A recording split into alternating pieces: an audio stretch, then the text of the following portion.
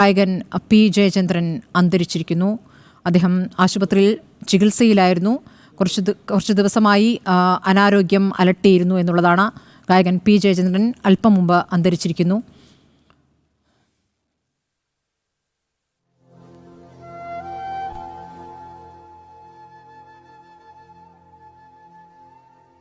ഈ ഘട്ടത്തിൽ മരണവാർത്ത വരുമ്പോൾ ഉണ്ണി ബാലകൃഷ്ണനുണ്ട് ന്യൂസ് ഡെസ്കിൽ നിന്ന് വിവരങ്ങളുമായി. ഉണ്ണി ബാലകൃഷ്ണൻ, ഗായകൻ പി ജയചന്ദ്രൻ അന്തരിച്ചിരിക്കുന്നു. തൃശ്ശൂരിൽ ആശുപത്രിയിൽ വെച്ചാണ് മരണം എന്നാണ് മനസ്സിലാക്കുന്നത്. തൃശ്ശൂർ അമല ആശുപത്രിയിൽ ചികിത്സയ്ക്കിടെയാണ് മരണം സംഭവിച്ചിരിക്കുന്നത്. പി ജയചന്ദ്രൻ എന്ന ഗായകൻ കേരളം എക്കാലവും നെഞ്ചേറ്റിയ ഗായകനാണ്. അദ്ദേഹം ശബ്ദമാധുര്യം കൊണ്ടും അദ്ദേഹത്തിൻ്റെ വ്യത്യസ്ത ശബ്ദം കൊണ്ടും തൻ്റേതായ ഇടം ഉണ്ടാക്കിയ ഗായകനാണ്.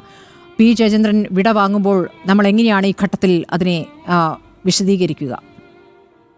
നിശ്ചയമായും സ്മൃതി, ഏറ്റവും ദുഃഖകരമായ വാർത്തയാണ് ഇപ്പോൾ നമ്മളെ തേടിയെത്തിയിരിക്കുന്നത്. കഴിഞ്ഞ ഏതാണ്ട് 7 പതിറ്റാണ്ട് കാലമായി മലയാള ചലച്ചിത്ര സംഗീത രംഗത്ത് മലയാളികളുടെ ഏറ്റവും പ്രിയപ്പെട്ട ഗായകനായി തുടർന്ന പി ജയചന്ദ്രൻ ഇപ്പോൾ നമ്മളെ വിട്ടുപോയിരിക്കുകയാണ്. 7:54 മരണം സ്ഥിരീകരിച്ചത്. തൃശ്ശൂർ അമല ഹോസ്പിറ്റലിൽ വെച്ചായിരുന്നു അന്ത്യം. കഴിഞ്ഞ കുറേ നാളുകളായിട്ട് അദ്ദേഹം ചികിത്സയിലായിരുന്നു, രോഗബാധിതനായിരുന്നു. അങ്ങനെയൊരു ഇപ്പം സ്മൃതി സൂചിപ്പിച്ചതുപോലെ കഴിഞ്ഞ ഒരു 6 പതിറ്റാണ്ട് കാലമായി മലയാള ചലച്ചിത്ര ഗാനരംഗത്ത് യേശുദാസിനോടൊപ്പം തന്നെ തലയെടുപ്പോടുകൂടി നിന്നിട്ടുള്ള ഗായകനാണ് പി ജയചന്ദ്രൻ. നമ്മൾ മലയാളികൾ അദ്ദേഹത്തെ വിളിക്കുക ഭാവഗായകൻ എന്നാണ്. നാളെ ഗാനഗന്ധർവനായ യേശുദാസിൻ്റെ 85ാം പിറന്നാൾ ആഘോഷിക്കുകയാണ് കേരളം.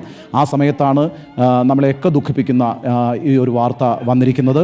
നിശ്ചയമായും മലയാള ചലച്ചിത്ര ഗാനരംഗത്ത് ജയചന്ദ്രൻ നൽകിയിട്ടുള്ള സംഭാവനകൾ നിസ്തുലമാണ് എന്ന് തന്നെ പറയാം. പി ജയചന്ദ്രൻ്റെ ഗാനങ്ങൾ പാടാത്ത ഒരു മലയാളിയും ഉണ്ടാവില്ല എന്ന് തന്നെ നമുക്ക് ഉറപ്പിച്ച് പറയാം. ആ ഗാനങ്ങൾ, ആ ഗാനമാധുരി, ആ ശബ്ദമാധുരിയൊക്കെ കഴിഞ്ഞ 6 പതിറ്റാണ്ട് കാലമായി മലയാളികളെ സന്തോഷിപ്പിക്കുന്നു, മലയാളികളെ ആനന്ദിപ്പിക്കുന്നു. ഏറ്റവും ഒടുവിൽ ഈ കഴിഞ്ഞ ഒരു വർഷം മുമ്പ് പോലും മനോഹരങ്ങളായിട്ടുള്ള ഗാനങ്ങൾ മലയാളിക്ക് സമ്മാനിച്ച ഗായകനായിരുന്നു ജയചന്ദ്രൻ. അതായത് അദ്ദേഹത്തിൻ്റെ അവസാന ശ്വാസം വരെ അദ്ദേഹം ഈ പറയുന്ന സംഗീത ലോകത്ത് തന്നെ ജീവിച്ചുകൊണ്ടിരുന്നു എന്നുള്ളതാണ്. സംഗീതത്തിൽ ജനിക്കുന്നു, സംഗീതവുമായി ബന്ധപ്പെട്ട് മാത്രം ജീവിക്കുന്നു.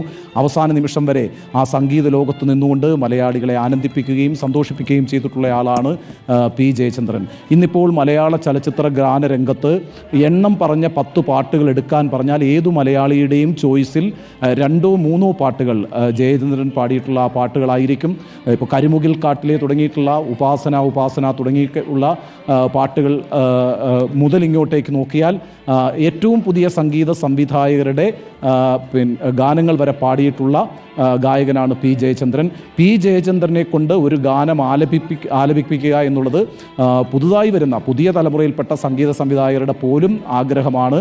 ആ അർത്ഥത്തിൽ കഴിഞ്ഞ 6 പതിറ്റാണ്ട് കാലമായി മലയാള ചലച്ചിത്ര ഗാനരംഗത്ത് യേശുദാസിനോടൊപ്പം തന്നെ തലയെടുപ്പോടുകൂടി നിന്നിട്ടുള്ള ഗായകനാണ് പി ജയചന്ദ്രൻ. യേശുദാസിനൊപ്പം തന്നെ സ്കൂൾ കാലഘട്ടം മുതൽ ഒരുമിച്ച് പാടി വളർന്ന അല്ലെങ്കിൽ മത്സരങ്ങളിൽ പങ്കെടുത്ത ഓർമ്മകൾ കൂടി അദ്ദേഹം അഭിമാനപൂർവ്വം പല ഘട്ടങ്ങളും പറഞ്ഞിട്ടുണ്ട്. 1958 സ്കൂൾ യുവജനോത്സവ വേദിയിൽ യേശുദാസുമൊത്ത് നടത്തിയ പ്രകടനത്തിൻ്റെ ചിത്രം അത് അദ്ദേഹം കൊണ്ടു നടക്കാറുമുണ്ട്. പല അഭിമുഖങ്ങളിലും അതേക്കുറിച്ച് പറഞ്ഞിട്ടുമുണ്ട്. ഒരു കർക്കശക്കാരനായ സംഗീതജ്ഞൻ എന്ന നിലയ്ക്ക് കൂടി അദ്ദേഹത്തെ പലരും ഓർക്കുന്നുണ്ട്. അദ്ദേഹം ഗാനങ്ങളുടെ കാര്യത്തിലായാലും സംഗീത പരിപാടികളിൽ ഈ സംഗീതത്തെക്കുറിച്ച് അധികം ധാരണയില്ലാതെ ആരെങ്കിലും എന്തെങ്കിലുമൊക്കെ പറഞ്ഞാലൊക്കെ കൃത്യമായി അതിനോട് പ്രതികരിക്കുന്ന ഒരു ഗായകൻ. അത് അത്രത്തോളം ആത്മാർത്ഥത സംഗീതത്തോടുണ്ട്. അങ്ങനെയുള്ള ഒരുപാട് പ്രതികരണങ്ങൾ അദ്ദേഹത്തിൻ്റെ ഭാഗത്ത് നിന്ന് വന്നിട്ടില്ലേ? അങ്ങനെ ചിലത് ഓർക്കുന്നില്ലേ ശ്രീ ഉണ്ണി ബാലകൃഷ്ണൻ?